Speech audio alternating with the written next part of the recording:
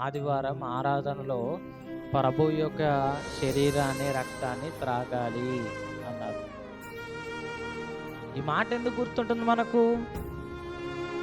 ఈ ఒక్క ఆలోచన మనకు ఎందుకు గుర్తుంటుందంటే బ్యాప్టిజం తీసుకున్నాం కాబట్టి దీన్ని తీసుకుంటున్నాం. అంతే, మనుషులకు తెలిసింది అంతే.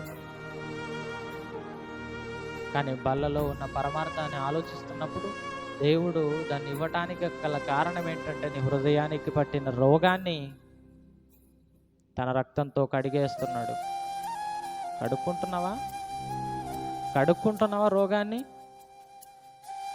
రోగాన్ని కడుక్కోకుండా నువ్వు ఎన్నిసార్లు తాగినా అది ద్రాక్షారసమే. అర్థమవుతుందా నేను చెప్పేది?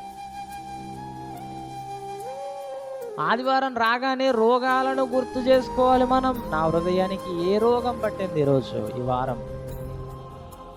రోగాలను గుర్తు చేసుకొని ఆ రోగాలను ఒప్పుకొని విడిచిపెట్టేసేయాలి.